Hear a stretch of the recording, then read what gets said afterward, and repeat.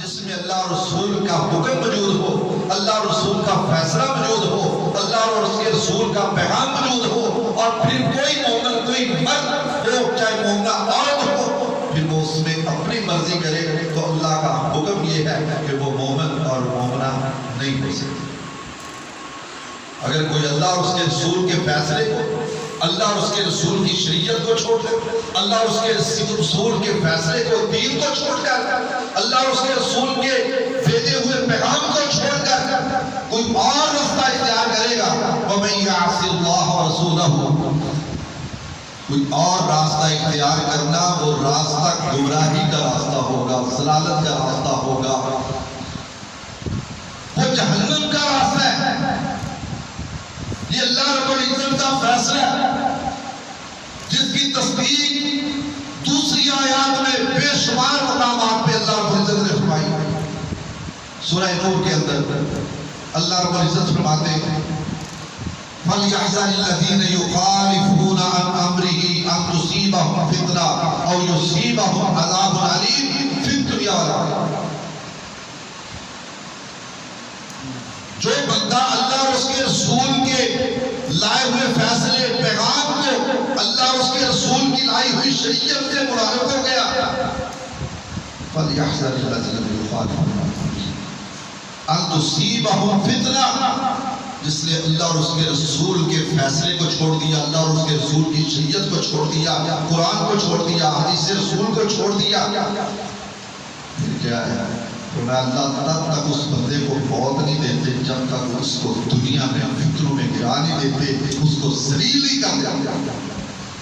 ذلت، گمراہی، تباہی دنیا کے اندر اس کا مقدر بنے گی، اور ادھر یہ دنیا سے جائے گا، ابھی اس کی آنکھیں بند ہوں گی اور ادھر دردناک عذاب اس کے لیے شروع ہو جائے گا۔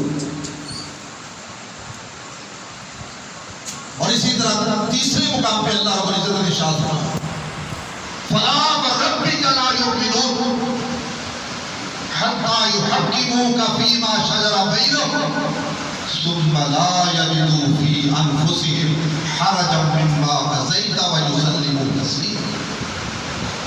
فَلَا وَرَبِّكَ لَا يُؤْمِنُونَ، قرآن مجید کی ابتدا سے لے کر انتہا تک اللہ رب العزت نے کبھی درخت کی قسم کھائی، کبھی شجر کی قسم کھائی، کبھی مکہ کی قسم کھائی، کبھی مدینہ کی قسم کھائی، کبھی پہاڑوں کی قسم کھائی، کبھی دریاؤں کی قسم کھائی، کبھی چاند کی قسم کھائی، کبھی سورج کی قسم کھائی، کبھی ستاروں کی قسم کھائی، کبھی لیل و نہار کی قسمیں کھائیں، لیکن اللہ رب العزت نے اس مقام پہ پہلی دفعہ اپنی ذات کی قسم کھائی ہے۔ فرمایا فَلَا وَرَبِّكَ لَا يُؤْمِنُونَ، اے میرے حبیب محمد کریم صلی اللہ علیہ وسلم، مجھے تیرا رب ہونے کی قسم، اللہ مجھے اپنی ذات کبریائی کی قسم ہے، وہ مومن نہیں، وہ مسلمان نہیں، ساری دنیا اس کو مسلمان مومن کہہ لے، اللہ کہتے ہیں مجھے اپنی ذات کبریائی کی قسم ہے جس نے میرے محبوب پیغمبر علیہ السلام کے کیے ہوئے فیصلے کو، میرے نبی کی شریعت کی موجودگی میں اپنی عقل کو، اپنی سوچ کو، اپنی فہم کو، اپنی فراست کو دخل دیا۔ لا یؤمنون، وہ مومن نہیں ہے۔ حتیٰ یحکموک فیما شجر بینہم، حتیٰ کہ اللہ کے رسول صلی اللہ علیہ وسلم کے مابین فیصلہ فرما دے، اور پھر وہ فیصلے کے اندر تردد کرے، دل کے اندر ہچکچاہٹ محسوس کرے، دل کے اندر جناب وہ کھوٹ محسوس کرے، دل کے اندر وہ پریشانی محسوس کرے۔ یہ دو صحابیوں کا واقعہ ہے اس آیت مبارکہ کی روشنی میں۔ نبی کریم صلی اللہ علیہ وسلم کے پاس دو صحابہ آئے، عبداللہ بن زبیر تھے، ایک اور صحابی انصاری صحابی نبی کریم صلی اللہ علیہ وسلم کی بارگاہ رسالت میں اپنا معاملہ لے کے آئے۔ معاملہ یہ ہے، ہم دونوں کا کھیت جڑوے کھیت ہیں آپس کے اندر۔ اللہ کے رسول صلی اللہ علیہ وسلم یہ کہتا ہے پہلے پانی میں لگاؤں گا، کنویں کی طرف سے، جس چشمے کی طرف سے پانی آتا تھا، پانی کا معاملہ تھا، ان کا جھگڑا تھا۔ اللہ کے رسول صلی اللہ علیہ وسلم نے دونوں کا جھگڑا سنا، آپ نے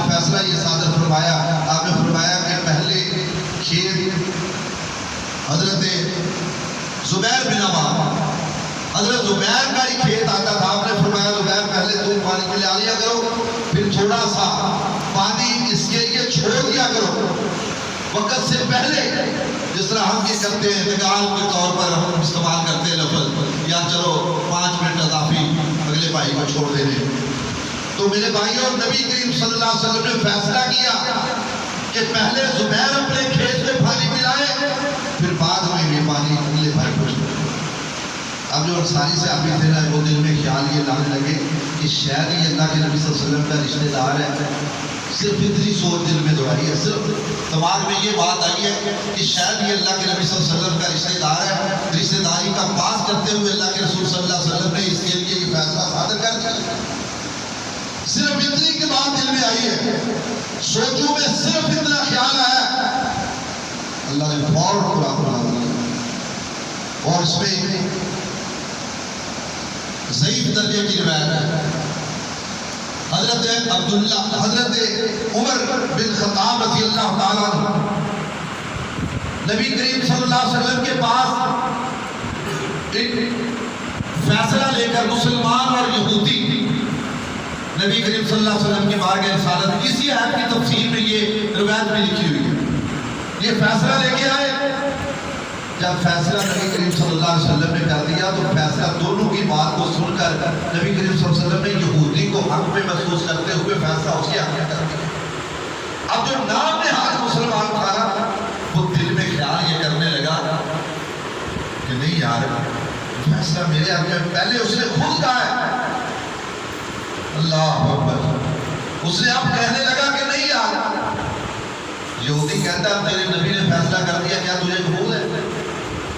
لیکن مسلمان کہتا نہیں. اس نے کہا یار اب کیا بات ہے؟ اس نے کہا نہیں، یہ فیصلہ فاروق اعظم رضی اللہ عنہ کی عدالت میں لے کے چلتے. یہودی یہ بات کہتا ہے یار جب فاروق کے بڑے نے فیصلہ کر دیا ہے تو فاروق کے پاس جانے کی کیا ضرورت ہے؟ جب ایک فیصلہ قومی اسمبلی کر دے، اپنا سپریم کورٹ کر دے، سپریم کورٹ کے بعد ہائی کورٹ پہ جانے کا کوئی معنی نہیں رہتا. اس نے کہا یار جب سپریم کورٹ نے نبی کریم صلی اللہ علیہ وسلم کی عدالت میں فیصلہ کر دیا ہے، نہیں، جناب فاروق اعظم کی عدالت. دروازہ کھٹکھٹایا، جناب فاروق اعظم رضی اللہ عنہ نکلتے. دونوں نے بات کی. حضرت فاروق کی ابھی لبوں کو جنبش نہ ہونے پائی تھی تو یہودی بول اٹھا، کہا فاروق فیصلہ کرنے سے پہلے میری بات کو سن. کہا کیا بات؟ کہا تیرے فیصلہ کرنے سے پہلے تیرے بڑے نے فیصلہ کر دیا ہے. اب عمر فاروق رضی اللہ تعالیٰ پوچھا بھائی کس نے؟ کہا محمد رسول اللہ صلی اللہ علیہ وسلم. کون کہہ رہا ہے؟ یہودی. نبی کریم صلی اللہ علیہ وسلم نے، فاروق جلالی طبیعت کے بندے تھے، فاروق کو جناب موسیٰ سے تشبیہ کیا کرتے تھے کائنات کے امام محمد رسول اللہ صلی اللہ علیہ وسلم. فاروق جلال میں آ گئے، تیش میں آ گئے. کہا بتاؤ پھر میرے پاس کیا لینے آئے ہو؟ اس نے کہا حضرت میں نے تو مان لیا تھا یہ تمہارا نام نہاد ساتھی نہیں ماننے. اس نے کہا تو نے کیوں نہیں مانا؟ اس نے کہا میں نے اس لیے نہیں مانا کہ جب فاروق حق و باطل میں فرق کرنے والا فاروق موجود ہے، فیصلہ فاروق کی عدالت. اس نے کہا یہ بھی دنیا کی کوئی عدالت ہوگی ہے جی، اثر و رسوخ دیکھ کر، رشتہ داری دیکھ کر، اسلام کا تعلق دیکھ کر، مسلمانی کا لحاظ کرتے ہوئے چلو فاروق تو میرے حق میں فیصلہ کر دے. اس کو نہیں پتا تھا یہ دنیا کی سپریم کورٹ نہیں ہے، یہ کائنات کے امام محمد رسول اللہ صلی اللہ علیہ وسلم کی سپریم کورٹ ہے اور یہ اس کا غلام. اللہ اکبر. حضرت فاروق اعظم نے پوچھا بتا تو نے کیوں نہیں مانا؟ اس نے کہا میں نے کہا جب فاروق کو اچھا جو فیصلہ پھر میں کروں تجھ کو منظور ہے؟ کہا ہاں اسی لیے تو آئے ہیں. فاروق اندر سے گیا تلوار کو میرے نام کی، تلوار فضا میں لہراتے ہوئے اس کا سر قلم کرتے ہوئے کہا اللہ کی قسم جو کائنات کے امام دنیا کے فیصلے کی بات کو ٹھکرا کر کائنات کے امام کی بات کو پسے پل ڈال کر فاروق کے پاس آتا ہے، اس کا فیصلہ پھر زبان فاروق سے نہیں بلکہ تلوار فاروق سے کیا جائے گا. اللہ۔ اب منافقین نے مدینہ میں کوہرام برپا کر دیا کہ فاروق نے ایک مسلمان کو قتل کر دیا، ایک مومن کو قتل کر دیا ہے۔ بات سمجھنے کی، اللہ کی قسم یہ واقعہ بطور نصیحت، اگر کوئی مسلمان جس کے دل میں ربی برابر ایمان موجود ہے، اس واقعہ سننے کے بعد وہ کام جائے، ڈر جائے۔ جناب فاروق کہتے ہیں جو فیصلہ کائنات کے امام کی عدالت کا قبول نہ کرے، جو فاروق سے فیصلہ لینا چاہے، پھر اس کا فیصلہ زبان فاروق نہیں بلکہ تلوار فاروق کرتی ہے۔ سر کو قلم کیا، منافقین نے شور برپا کر دیا، کوہرام مچا دیا کہ فاروق نے ایک مومن کو قتل کر دیا۔ بارگاہ رسالت میں معاملہ لے کے پہنچے، یا رسول اللہ صلی اللہ علیہ وسلم، فاروق نے ایک مومن کو قتل کر دیا اور تقاضا یہ ہے کہ اس کے بدلے میں فاروق کو قتل کیا۔ کائنات کے امام محمد رسول اللہ صلی اللہ علیہ وسلم پریشان ہے، یا اللہ جس کو تیری بارگاہ سے مانگنا کے لیا، اللہ جس کو ابھی آئے ہوئے چند سال ہوئے، اللہ وہ اتنی جلدی ہم سے اسے تو